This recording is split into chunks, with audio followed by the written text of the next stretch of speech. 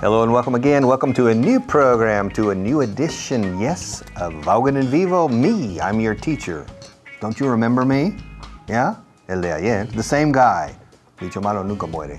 And my job is to teach you English, and I'm not going to give up until you know this language. Soy muy pesado a veces, and I'm going to be a pain in the neck, es un pesado for you, with your English. So we'll turn to camera 2 to begin this program. 1, 2, 3. All right. Welcome back. ¿Qué te estaba retrasando? What was holding you up? I've been waiting for you for at least 15 minutes. Eres un mal kid hoy. Come on, I've been waiting for you for a long time. Okay, what's been holding you up? Were you held up in traffic? Were you caught in a traffic jam? Were you held up in traffic? What was holding you up? Okay, ¿qué te estaba retrasando? ¿Qué te retrasaba? What was holding you up? Okay, to hold is sostener. I'm holding a pen. I'm holding a microphone. I'm holding a mug or cup of water. I'm holding my books, both of them. I'm holding one in one hand and I'm holding the other in the other hand. I'm holding them up in front of you. Can you see them? Okay, now I'm not holding anything. Now to hold up is retrasar. Algo le está retrasando. Something is holding him up. Algo le está retrasando a ella. Something's holding her up. Algo les está retrasando. Something is holding them up. And to hold up también es mantener arriba. Hold up your hands. If I point a gun at you, okay, this is a hold up. Eso es un atraco. Put your hands up. And you put your hands up. Keep them up. Hold your hands up. And that's called a hold up. A very common word in English for un atraco a mano armada is a hold up. Okay? Because you hold up your hands. Have you ever been involved in a hold up? All right. Manténle a él alejado de ella. Keep him away from her. And keep him away from me. I don't want to see him. Every time he comes in here, he causes problems. So keep him away from me, and especially keep him away from her, because he's always harassing her. To harass is acosar. He's always harassing her. She doesn't want to have anything to do with him. So please, can you find a way to keep him away from her, and in addition, to keep him away from me? Because every time he comes here, we have a problem. And the last thing we need is to have him coming here and causing problems. We're very busy doing productive things, and so keep him away from her. Anoche, I didn't sleep well last night. Look at my eyes. Can you see they're red? It's because I was up all night. I was up all night. I was up all night. Fijaos como enlazo. I was up all night. I was up all night. I couldn't get much sleep last night. El niño me tuvo en vela toda la noche. The child kept me up all night. I was up all night not because I couldn't sleep. Usually I don't have any trouble sleeping. Usually I sleep like an angel. I sleep like a log. Very common expression in English, dormir con un tronco. We say to sleep like a log. L-O-G, como niebla, fog, quitas la F, pones un L, tienes log. Eso es un tronco de árbol, pero ya caído o talado. Log. The tree has the trunk, well, the roots, the trunk, the branches, and the leaves. The roots, the trunk, the branches, and the leaves. But if you cut down the tree, and the tree falls, talar un árbol is to cut down. If you cut down the tree falls, then you trim, which is to cut. Se escribe trim. You trim the branches, and then you have a log, not a trunk. A fallen trunk is a log. And if you trim the log very, very well, then you carry it to the river. Hundreds of logs in the river, and the logs float down the river. You've seen this in the movies. It's very common in the United States. They float down the river to the sawmill, serrería. And in the sawmill, they start the process of transforming the logs into lumber, lumber escrito, which is wood for construction, or they prepare it to go to a paper mill. A paper mill. So it passes from the sawmill to the paper mill. Paper mill is una fábrica para hacer papel, una papelera. All right? The sawmill is cerrería. And so we use the word mill, M-I-L-L, mill. De ahí viene el señor Miller. Mr. Miller is el señor molinero. Mill. And we say the word mill para un molino, a windmill. Don Quixote was fighting against the windmills. We have water mills. Agua pasada no mueve molino. Okay, it's a water mill. And then, interestingly, las fábricas para cerrar, cerrerías is sawmill. Fábricas de papel decimos paper mill. We don't say paper factory. I don't know why. Y lo más, the strangest, the funniest is steel mill. Fábricas de acero. We don't say steel factory. We say a steel mill. Okay? And the logs go down. Now those logs is what we say dormir como un tronco. To sleep like a log.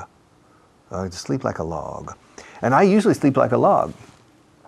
But last night, I stayed up all night because my little son kept me up all night. He kept me and my wife up all night. He had a high temperature.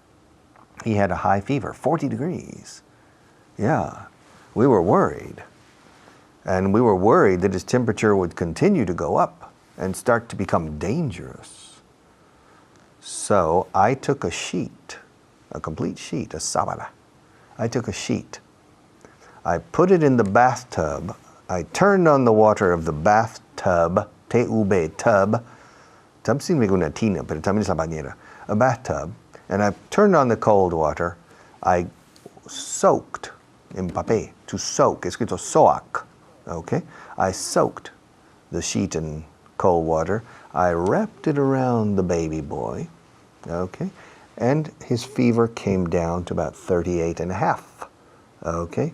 By wrapping him in a cold sheet. To wrap is envolver. To wrap, con W muda al principio. Rap, con la música rap. Con W muda delante. Wrap is envolver.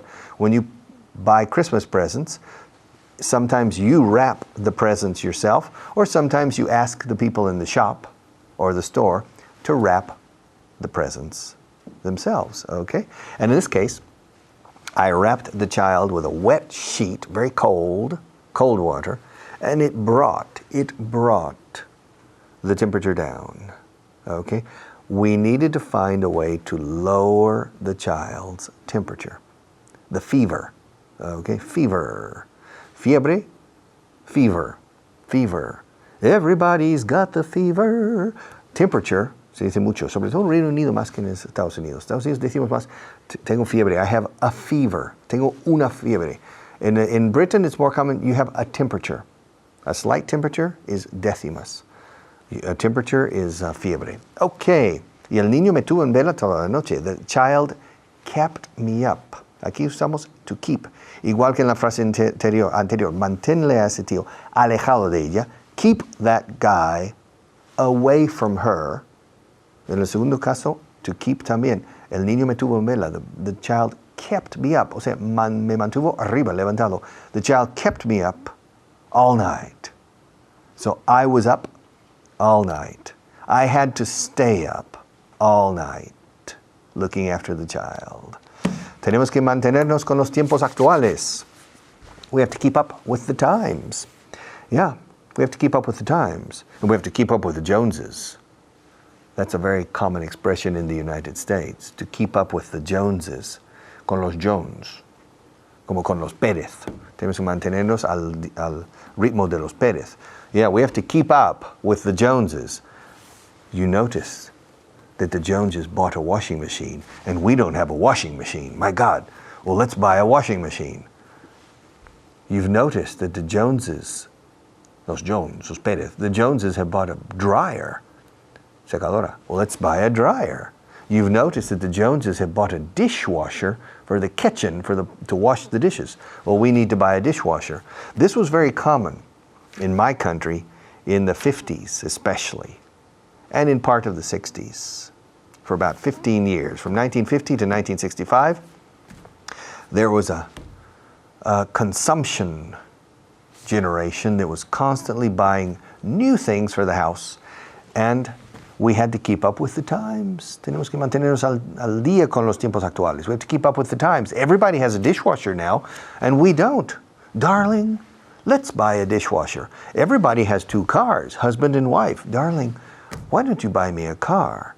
And this created a consumer society that we still have or enjoy, depending on your viewpoint, today. Tenemos que mantenernos con los tiempos actuales. We have to keep up with the times. Mantenerse con quiere decir no caer atrás, not to fall behind, but to keep up. To keep up. And nowadays, hoy en día, nowadays, you have to run as fast as you can simply to keep up. Life is so hectic. Yes, hectic. Mucha aspiración de la H inicial. Hectic, con un tic nervioso. Hectic means ajetreado. La vida es muy ajetreada. Life is very hectic. Life is very dynamic. Things are moving fast all the time. And so you need to run as fast as you can, like the devil, simply to keep up. And so it can become stressful for some people. Other people suffer anxiety. Other people suffer depression.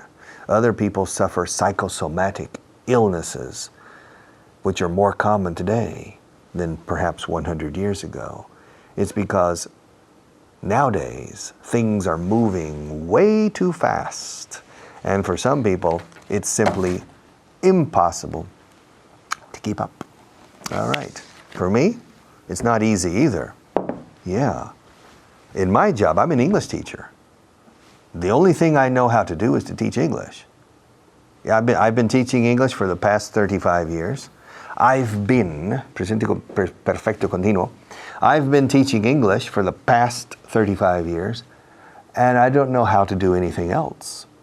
If I lost my job, I wouldn't know what to do. If suddenly, por decreto de Dios, boom, the English language no longer exists. Abracadabra, English doesn't exist. The first 2 languages in the world are Mandarin Chinese and Spanish. If that happened, that means I would lose my job, and I wouldn't know what to do. But in order to keep up with the times, in order to keep up, I have to develop other skills. So I have to develop the ability to teach on television or to teach on the radio. And if the English language ceases to exist, en inglés, cuando dejar de existir, cuando decimos literalmente la expresión equivalente en castellano a dejar de existir, usamos el verbo cesar de existir. Se escribe cese, to cease to exist. No decimos nunca to stop existing. Si el idioma inglés dejara de existir, if the English language ceased to exist, I would be out of a job. I would be out of a job. Así lo decimos. No tendría trabajo. Okay, I would be out of a job. I would be in the street, as you say in Spanish. But maybe I could transfer my television and radio abilities to a different field in the Spanish language. I don't know. But I teach on television in English, so it's easy for me. All right? But I have to keep up. Como dice la frase aquí, I have to keep up with the times. Tenemos que mantenernos con los tiempos actuales. We have to keep up with the times. And if you're running in a marathon, el maratón, 26 miles, 42 kilometers, it's a long way. Okay, if you want to win the race, you have to finish ahead of the rest. It's very clear. If you want to win the marathon, you have to cross the finish line in first place. In order to cross the finish line in first place, you have to be ahead of the other runners. And you can't cross the finish line ahead of the others if you're behind the others. And so when you're in the middle of the race, or when you're approaching the end of the race in the last 5 kilometers, you can't allow yourself, you can't afford to fall behind too much. Acabo de usar permitirse el lujo. Bueno, no puedes permitirte caer atrás o quedar atrás. You can't allow yourself to fall behind. Pero luego he cambiado a afford, porque es incluso mejor. You can't afford, que permitirse el lujo de, to fall too far behind, because then, as you approach, conforme te acercas, as you approach, as como conforme, o según te vas acercando, as you approach the finish line, you could be so far behind that you can't catch up. Then you have a problem. Then you need to run as fast as you can, and even then, aún así, even then, you might not have enough time to catch up with the leader and pass the leader to win. So, in the last 5 kilometers of the marathon, I recommend that you keep up, mantenerte al ritmo con the leaders, and watch them. And at that point, in the last 5 kilometers of a marathon, the race is no longer strategic. At that point, llegado ese momento, fijaos cómo lo digo, at that point, the race is no longer strategic. At that point, the race becomes tactical. And then you need to watch your competitors.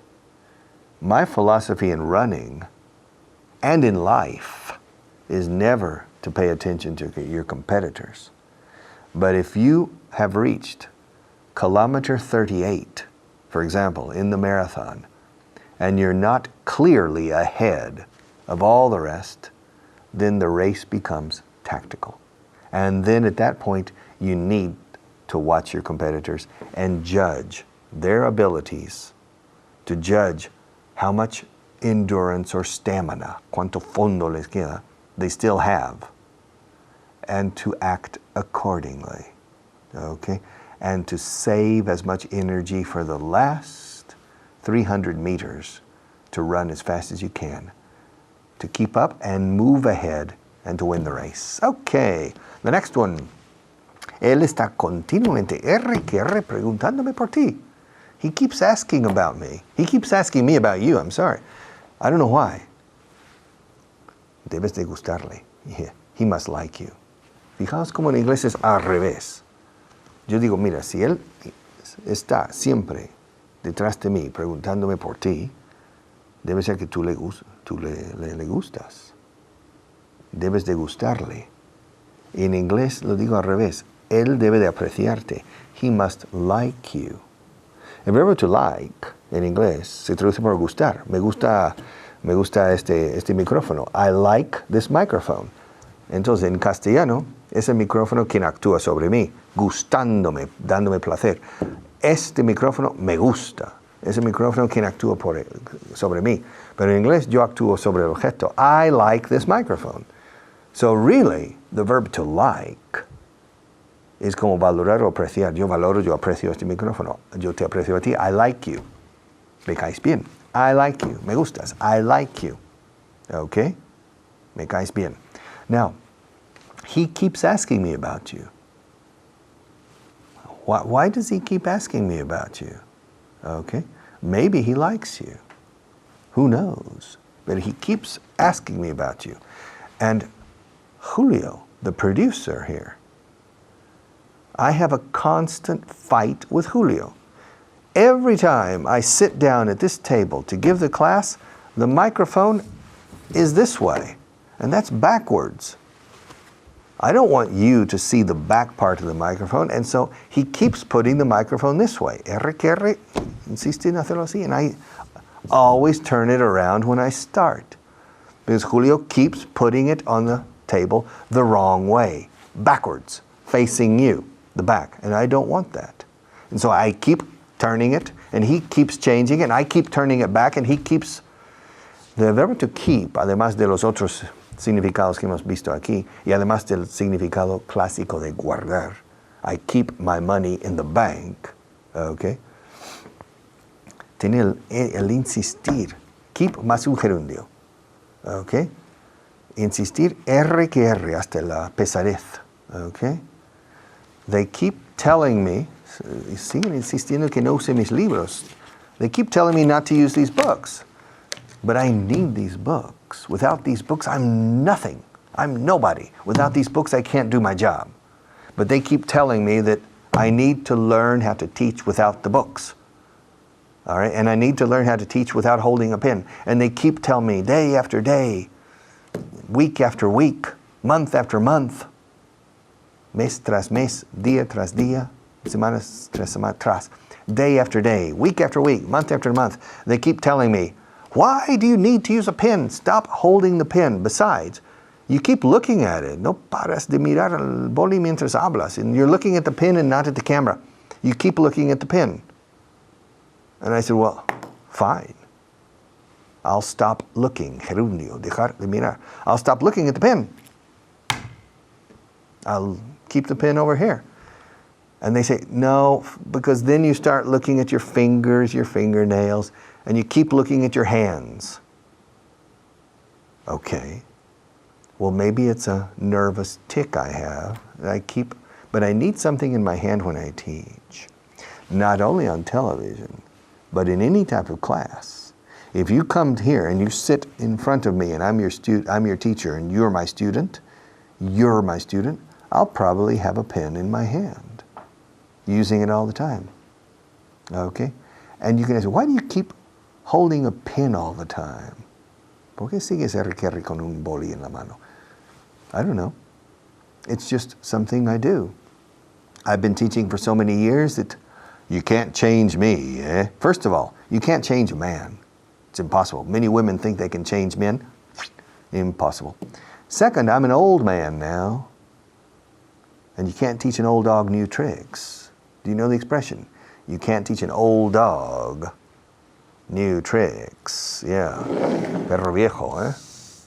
Se dice en inglés, a perro viejo no se le enseña nuevos trucos o cosas graciosas. You know, with a puppy or a young dog, 6 months old, 1 year old, you hold some food and you say, all right, Billy, beg, and the dog gets up and is ready. And you can turn over and the dog will turn over. And you can teach a dog to do a lot of things.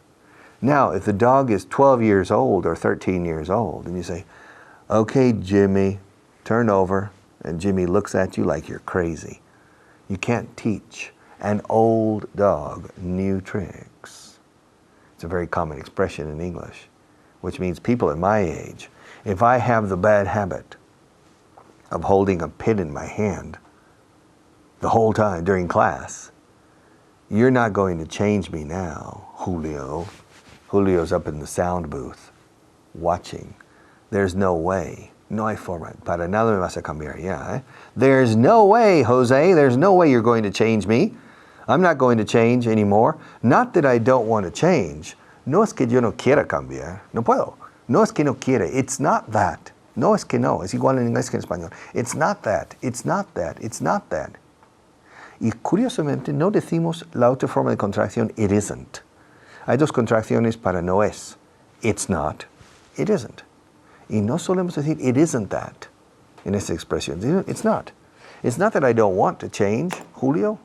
It's just that I can't. It's too late. I'm an old dog now, and you can't teach an old dog new tricks. No puedes enseñar a un pájaro viejo a cantar. You can't, all right? It's too late. And in my case, Julio, I'm sorry. I will continue with a pen. I'll continue looking at my hands. I'll continue teaching the way I've been teaching all my life. So what? ¿Y qué? So what? It works. My students like me. My students enjoy these classes, I think. Don't you? Julio, sí? Han dicho que sí. Did you say yes? ¿Has dicho que sí? Mira, en inglés, did you say? ¿Dijiste que sí? En español dirías, has dicho que sí, ¿a que sí? ¿Ves? Han dicho que sí. All right? Escuchad cómo lo digo en inglés.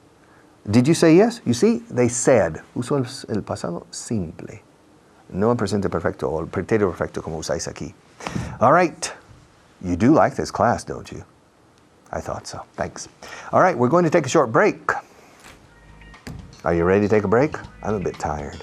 I need to take a 5-minute rest if you don't mind, okay? So, be back in 5 minutes.